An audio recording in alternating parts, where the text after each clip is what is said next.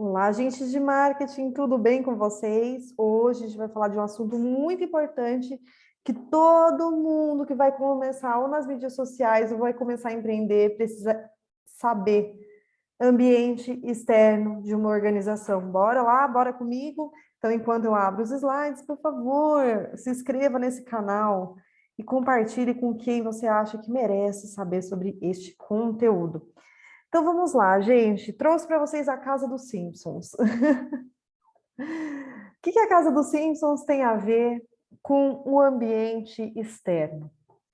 Pessoal, antes de eu abrir uma empresa, lançar um novo produto ou serviço, eu preciso entender o que acontece do lado de fora dessa empresa para depois olhar para o lado de dentro.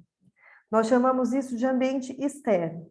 Então, quando eu vou alugar uma casa, eu tenho que ver vizinhança, se passa busão perto, se tem risco de enchente, se a vizinhança é tranquila, enfim, eu tenho que analisar uma série de fatores externos e não só olhar para dentro dessa casa.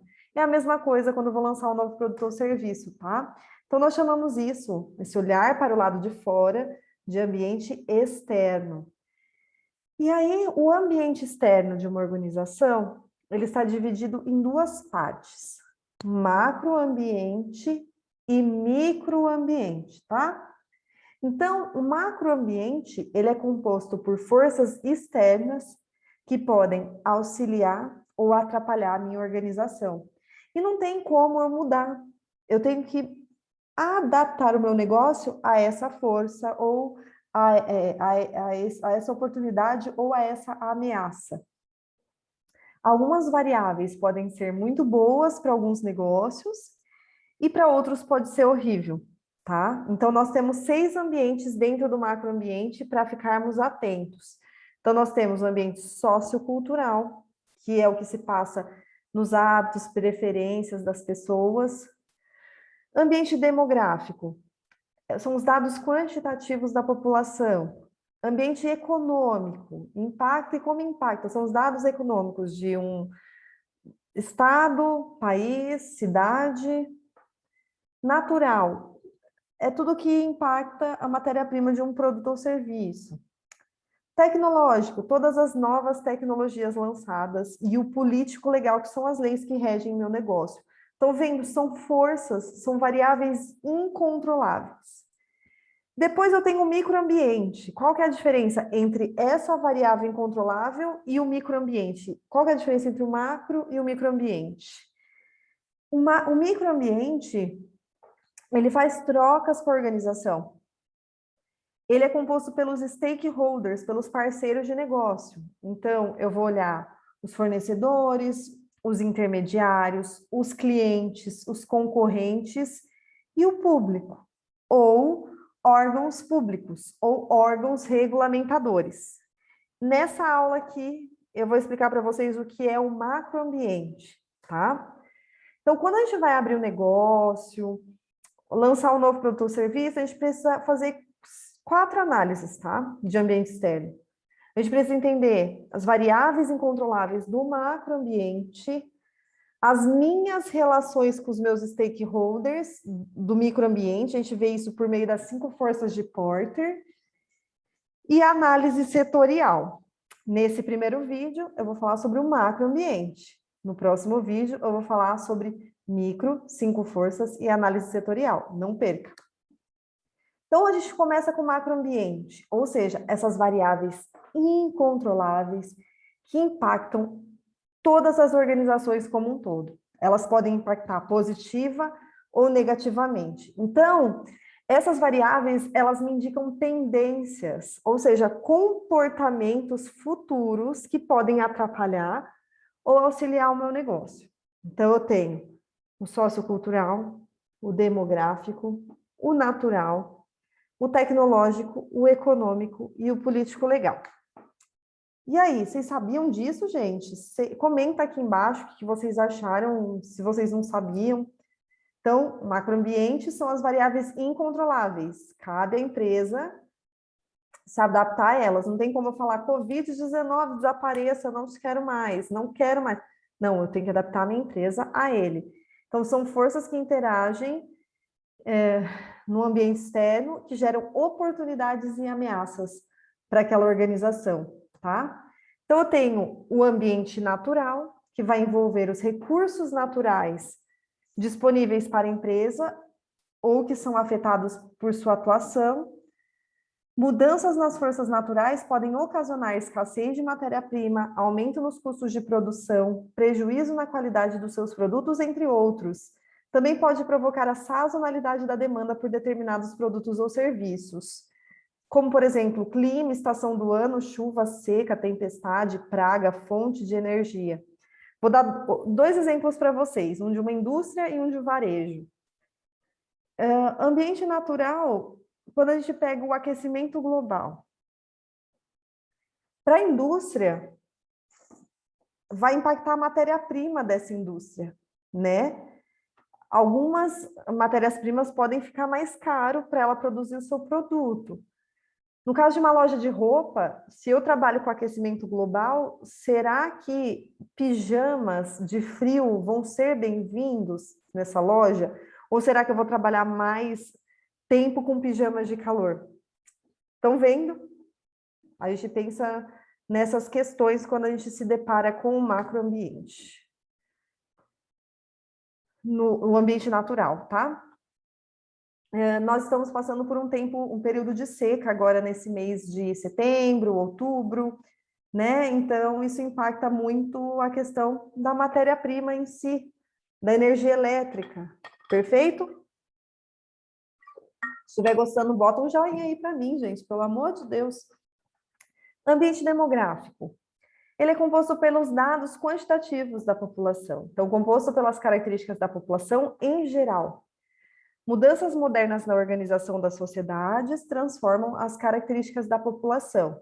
Exemplo de mudanças causadas por transformações demográficas. Aumento no número de habitantes em áreas urbanas, que é o êxodo urbano, e nós temos o êxodo, que é o êxodo rural, e a gente tem o êxodo urbano também. Muita gente saindo dos grandes centros urbanos e indo morar em locais mais tranquilos. Taxa de natalidade, taxa de mortalidade, imigração, índice de desenvolvimento humano, que a gente chama de IDH, e o envelhecimento da população. O IDH, ele fala sobre o índice de desenvolvimento humano. Quanto maior o IDH de uma região, mais aquela região tende a ser desenvolvida. Ele vai ver 3 fatores: renda, grau de escolaridade e longevidade. Eu estou numa região onde as cidades têm um IDH muito bom. Jundiaí tem um IDH muito alto, Valinhos, Vinhedo, Campinas, são grandes IDHs aí do Brasil, né? O maior é São Caetano, se eu não me engano, fica entre São Caetano e Florianópolis, sempre disputando. Ambiente tecnológico. Inovações tecnológicas são fortes elementos de transformação das características dos mercados. Então, por exemplo, prego químico. Se eu vendo furadeira e a 3M lança um prego químico, que é um produto que eu só tiro o adesivo, colo na parede e o prego está ali. Essa é uma nova tecnologia que impacta negativamente o meu negócio. No caso do varejo, esse omnichannel, que é o trabalhar o on e offline, inteligência artificial, é tudo que está no ambiente tecnológico e que impacta bastante o varejo, né? Ambiente político legal. Este ambiente é constituído de leis, agências governamentais e grupos de pressões que influenciam e limitam várias organizações e indivíduos em uma dada sociedade. São regras que a minha empresa tem que seguir. Por exemplo, no caso de alguns produtos da área da saúde, eu tenho regras muito claras de como que eu posso e como eu não posso comunicar o meu produto. Assim como a OAB também não permite uma série de coisas que o advogado faça, né? É bem interessante a gente entender o ambiente político legal com o qual estou para eu não infringir algumas regras. Nós temos também, por exemplo, a lei do farol aceso nas estradas. Teve um caso também do extintor de incêndio. Muitas empresas começaram a produzir um monte de extintor de incêndio, né? quando mudou a classificação da lei, que era obrigatório todos os carros terem extintor A, B e C, e aí o governo voltou atrás da lei, e o fabricante desse extintor tinha comprado uma planta gigantesca em Extrema, no interior de Minas Gerais, e acabou que não deu certo, né? Ambiente econômico vai se referir às variáveis econômicas que correspondem às características da economia nacional e global. E impacta o crescimento econômico, o que impacta, né? Crescimento econômico, distribuição de renda, o PIB per capita, o PIB, tudo que uma nação produz, agro, industrial e serviços. Quanto mais voltada em serviços for uma nação, mais evoluída ela é. A gente é muito dependente do agro nos dias de hoje no Brasil, né? PIB per capita, quando eu pego o PIB de uma cidade, por exemplo, procurem no IBGE cidades, tem o PIB de cada cidade, e divido esse PIB por cada cabeça de habitantes ali, né? E isso indica aumento ou baixa no poder de compra. Se eu pego essas análises, eu sempre faço no longo prazo, tá?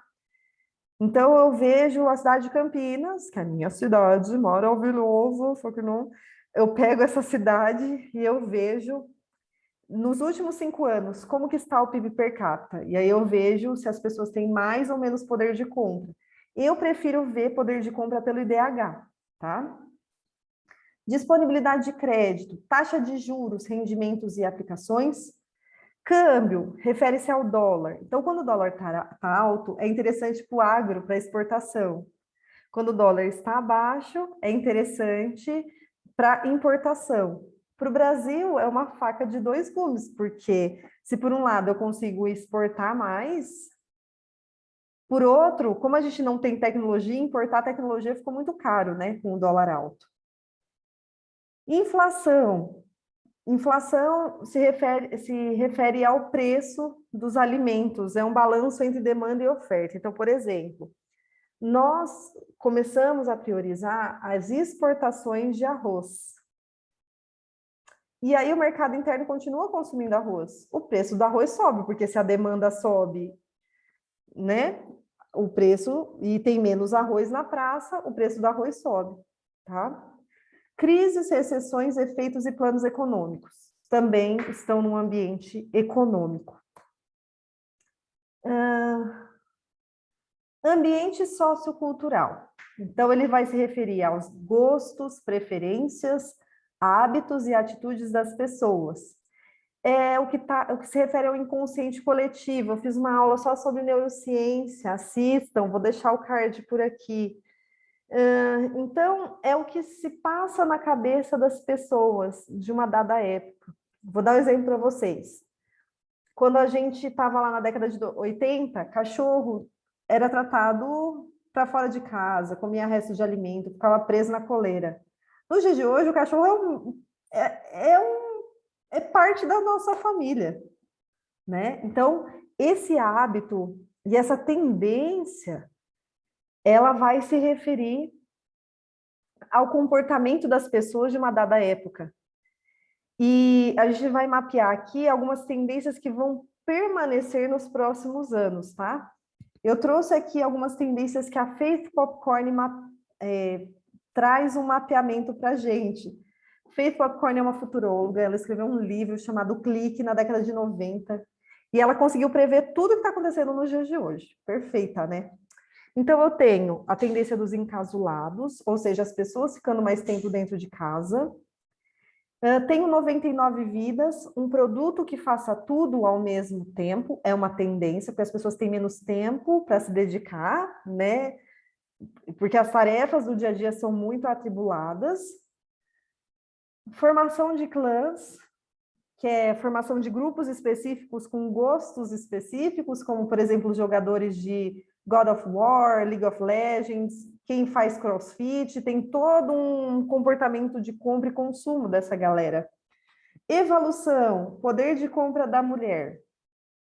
Mulher cada vez mais ganhando seu espaço no mercado de trabalho, e com isso surgem novos produtos e serviços. Emancipação, homem mais vaidoso e risquem a palavra ajudando, eu escrevi errado, é compartilhando as tarefas domésticas. E isso impacta até mesmo nas comunicações, no lançamento de novos produtos. O Boticário tem uma linha focada no homem. Nós temos também a comunicação da Veja, cada vez mais trabalhando com homens na sua comunicação, né, em seus produtos de limpeza. Pequenas indulgências, é a síndrome do eu mereço. Ah, já que eu trabalhei demais, eu mereço comprar tal coisa. A aventura da fantasia é eu sair do mundo real e ir para uma realidade diferente. Assistam Black Mirror. Mas aqui são as feiras de anime, cosplay. Ancoragem é a busca por espiritualidade, por isso que teve um boom de coaching, viu, gente? Por conta dessa tendência. Egonomia, que é fazer as coisas do meu jeito, customizados, personalizados. Viver é a tendência da alimentação e de hábitos de vida saudável. Revanche do prazer é quando é ao oposto do viver. Tem um pouquinho de pequenas indulgências. Tipo, vou pisar na jaca mesmo, vou tomar meu chopp, comer minha batata frita com cheddar. Tendência do sair fora. Quando muitas pessoas chegam a cargos grandes de diretoria e presidência e decidem abrir mão de tudo isso para viverem seus sonhos. Por exemplo, vou abrir mão de tudo que eu construí e vou fazer um ano sabático. Ou eu vou vender coco na praia e ser feliz. Quem passou por isso recentemente foi o Thiago Leifert, né, gente? Volta ao passado, que são os produtos vintage retrô. Queda de ícones, os artistas, os influencers, né? Pessoas cada vez mais próximas de nós, que reflitam de fato, que sejam parecidos com a gente, né? Os influencers vêm para isso. E cada vez mais a geração Z exige que os influencers sejam gente como a gente. Consumidor vigilante também é uma tendência mapeada pela Face, que mostra que as pessoas estão cada vez mais exigentes. Antigamente tinha que ligar para a empresa, esperar a empresa dar um retorno, hoje não, a gente fala na mídia social mesmo o que acontece. Influência de compra das crianças, acessibilidade, poder de compra dos idosos, os novos formatos de família, solteiro, casal homoafetivo com criança, casal solteiro com pet, uma pessoa solteira que tem um filho pet, os pets como parte da família, e os tamanhos grandes e os tamanhos pequenos. Notem que a diversidade é uma grande tendência, né, pessoal? Temos também a tendência do salve social. Cada vez mais as pessoas e a Bolsa de Valor exige que as empresas tomem atitudes com consciência ambiental, de governança e para a sociedade, e a economia colaborativa, como, por exemplo, Airbnb, BlaBlaCar, Uber. É uma tendência. Eu fiz um vídeo só falando dessas tendências aqui, até 2030, explicando o que é tendência, mega tendência. Então, assistam, vou deixar o card por aqui. E vamos falar sobre o microambiente, então, na próxima aula, no próximo vídeo, para não ficar muito longo. E eu vou mostrar para vocês como que nós avaliamos o microambiente, tá bom? Espero que vocês tenham gostado e até a próxima aula. Segue o canal.